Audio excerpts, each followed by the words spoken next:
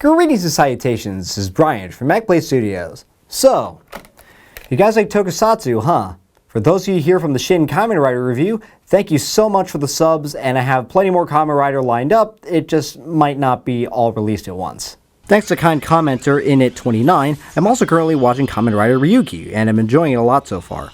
I probably wouldn't have even heard of Kamen Rider if I hadn't seen it cross over with a franchise I'm better versed in. If my shelves here are any indication, that franchise is Super Sentai.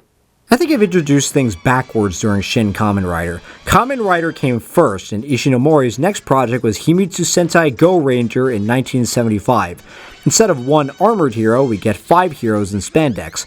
2 entries later, giant mechas were added to the mix. Also, it probably goes without saying, but from Jew Ranger onwards, the fight footage got adapted into Power Rangers, which doesn't need an introduction. The franchise has been running alongside Kamen Rider for nearly 45 years now, but let's turn the clock back a little bit. Kaizoku Sentai Go Kaiger celebrated the 35th anniversary of the franchise if you ignore the iffy numbers caused by Go Ranger's extended run. To add to anniversary proceedings, while the next normal Super Sentai season aired, Toei made a special unofficial Sentai geared towards older, weirder audiences. This show was called Hikonin Sentai Akibaranger. Instead of celebrating with body horror and depression, Hikounin Sentai Akibaranger celebrates with a loving, weeb-infused parody of the franchise as a whole.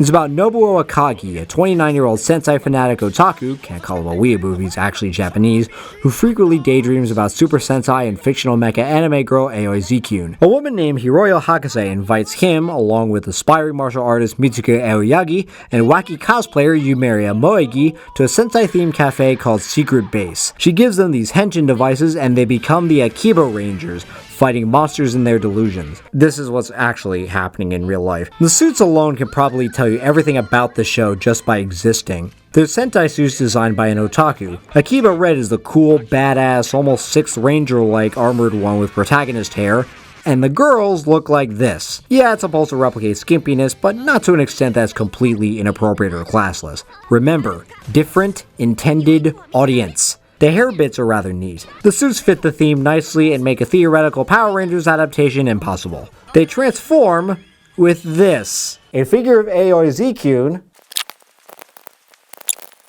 that transforms into a gun. They even communicate through it. What the fuck? I should be laughing at this thing way more than I am, but it's probably just a sign I've fallen way too deep into the weeb hole and just find this stuff to be normal. The main villain, Malshina, looks like this, further making adaptations impossible, though her design really isn't that much more risque than some official female Sentai villains. The monsters, or chief clerks, are all over the place. Their quality is as good as normal Sentai, with some looking more absurd than others. There is a mecha in this show. It's Itasha Robo, a moified Prius that looks like a Bayformer. Because he requires a lot of delusion power and a lot of budget to animate, he doesn't appear all that often. The cinematography is fairly similar to Sentai proper, with some edits thrown in that can range from funny to distracting.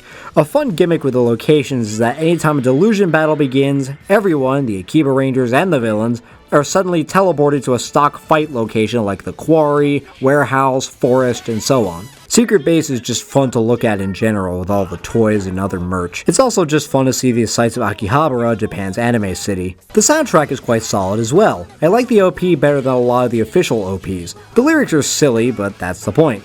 It sounds like Lady Baby, but it's sung by Haruka Momoi and Yukio Yamagata, the guy that sung the Gao Ranger theme, among other Sentai insert themes. The inserts are fun, and the ED, while not memorable musically, is still entertaining lyrically. The first half of the series plays out as I mentioned earlier, though Nobuo's goal is to somehow get Akiba Ranger to be acknowledged as an official Sentai and to stop Malshina and her organization from turning Akihabara into a normie city. They go into delusions, have fights, get into antics, make references to official shows, complete with clips so that binging everything is not necessary, try to get their roll calls right, and generally have a good time. Every so often, the Akiba Rangers receive help from official Sentai warriors, receiving an outrageous weapon from each one. I wonder what this could be parodying. After one fight, Malshina appears in reality. More fights are breaking out of the delusion world and into this reality. Initially, the Akiba Rangers find they can't transform to fight in reality, but Nobuo, through sheer cringe and force of will, gives us my favorite moment in the show.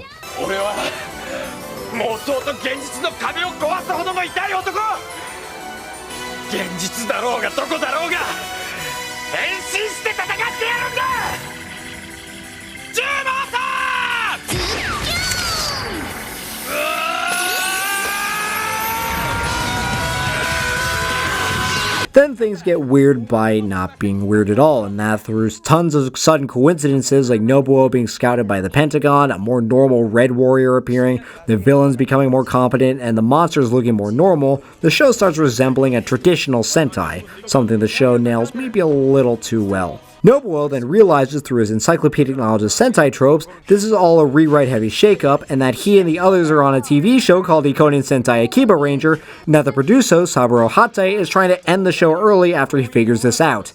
The rest of the season is the Akibarangers trying to stop the show from ending, even though they keep tripping trope flag after trope flag that brings the ending closer and closer until we get them fighting the end card. Yeah, it's that kind of show. Season 1 ends with a clip show ending with a tease saying that Season 2 could happen pending audience response. The characters aren't all that deep, but in a show like this they don't necessarily have to be, they just need to be likable. Nobuo has the trappings of an outcast otaku, but his raving, spirit, and kindness make him fun to watch. He even gets an arc where he changes from simply wanting to be official to trying to protect the reality of the show where his friends reside. Mitsuki's rather subdued compared to the others, being the sober one in the group, but she has her moments of weirdness. She's actually a closet Zkyun fan, but won't admit it in a very tsundere way. Otherwise, she focuses on improving her martial arts abilities, initially not caring that much about Super Sentai, but eventually growing to love it and her friends after training with a Sentai suit actor. Yumeria, despite being the one with the most random moments and the most trouble with the roll calls, becomes the saddest character in the show after just one focus episode. She shared her personality and love for cosplay with her mother, who appeared in one episode. The mother even got to transform for a bit. The twist is that she was never really there. She died 5 years earlier, making her existence in the episode a huge delusion. That's sadder than a lot of sad moments in the real series. Hakaze Hiroyo herself, while having a complex backstory involving her father being the main villain and being the voice of Aoi Zkyun, mostly serves as an exposition device, but that's Sentai mentors in general, so nothing too out of the ordinary there. Said father, Dr. Z, was a brilliant scientist turned hard-to-work-with animator turned villain. We'll get to more about Malshina later, but she was an entertaining and slightly intimidating enough villain. Overall, I give Hikonin Sentai Akibaranger Season 1 a 9 out of 10. The show's a riot. It knows exactly who its audience is. It makes a show that parodies, deconstructs, reconstructs, and enshrines Super Sentai and otaku culture. The characters are fun, the suits and action are great, and the story is rather engaging. It loses 1 point for maybe diving into the meta stuff, maybe a little too hard too quickly, but the show's excellent. It might put some people off that are just watching for Super Sentai references, mainly by the abundance of weeb stuff, but your mileage may vary there. If you're one of those people, you'll actually like Season 2 a bit better. Hikonin Sentai Akibaranger Season 2 starts off with a heavily altered ending to the events of Season 1. Instead of the crusade against Saburo Hate, the show progressed normally with the Akibarangers doing combat with Malshina's forces and eventually emerging victorious. None of the battles ever reach reality. However, Mitsuki is the one scouted by the Pentagon, not Nobuo, and at the end of the season, she indeed permanently leaves Japan, thus leaving the Akiba Blue position empty. A new villain, Su Shogun, appears, sending monsters based on monsters from official Sentai series. He's a sort of dark mirror of the Akibarangers in that way. Malshina also returns. Mitsuki is replaced with Luna Iwashimatsu, an aspiring idol that tends to point out that she's only doing this to further her career, though she does have some admiration for the franchise. Not much has changed aesthetically. The cinematography is about the same, though more wacky edits have been thrown in. The fights have improved, and the characters tend to spend more time in the suits, allowing for some of the funniest moments in the show. The OP is not nearly as good as the first one, but it's passable. The show has its own solid ED, but many credit sequences give us covers of various themes and inserts from across the franchise. The villains this season, instead of seeking to dismantle Akihabara, mess with the history and official heroes of Super Sentai. This is primarily where the differences kick in. Season 1 was more about otaku culture and weeb stuff, while Season 2 is more about Super Sentai, with Sentai otaku being pitted against a Sentai villain otaku. As a result, the less weeby of audiences might find this season more palatable. That's not to say the otaku material is completely scrapped though. Behold, Akiba Red's powered up form.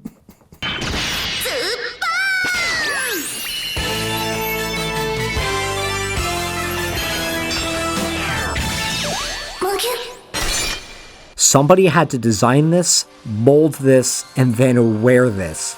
I love it. Most episodes involve some part of Super Sentai's history being altered, such as Akibaranger replacing Dai Ranger as the 17th official entry, turning Ryu Ranger into a Chinese food delivery guy, the appearance of a third Go Ranger, and most famously, the fact that Sentai originated in the US as Powerful Rangers, and that Sentai adapts that show.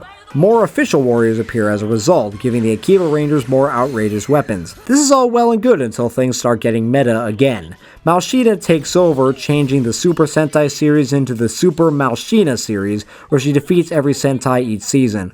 This all happened because Malshina found a way into real reality, not the show's reality, and convinced the hospital bedridden Saburo Hate to make Akibaranger Season 2 and rewrite Season 1. In the Akibaranger's Darkest Hour, an Ultraman ripoff called Prism Ace appears and destroys Malshina, heralding the premiere of his own show, which replaces Sentai in the Sunday 7:30 time slot, a result of bribery of Saburo Hate by a rival studio. The Akibarangers, Malshina, and a Saburo Hate-possessed Shogun devise a way to get rid of Prism Ace through a takeover of the Versus movie. They succeed, but the Akibarangers now have to deal with the Versus movie's massive alien army themselves, and thus they die pushing the mothership into the sun. The end of Season 2 is also a clip show, but with a couple new scenes at the end. The characters don't really grow much here, and Luna's bit with only caring about being an idol gets old really quickly. Sure, Mitsuki wasn't the most committed either, but she had a few different quirks that made her stand out. Luna's just an airhead that makes Yumeria or Yuka or whatever she's calling herself now redundant,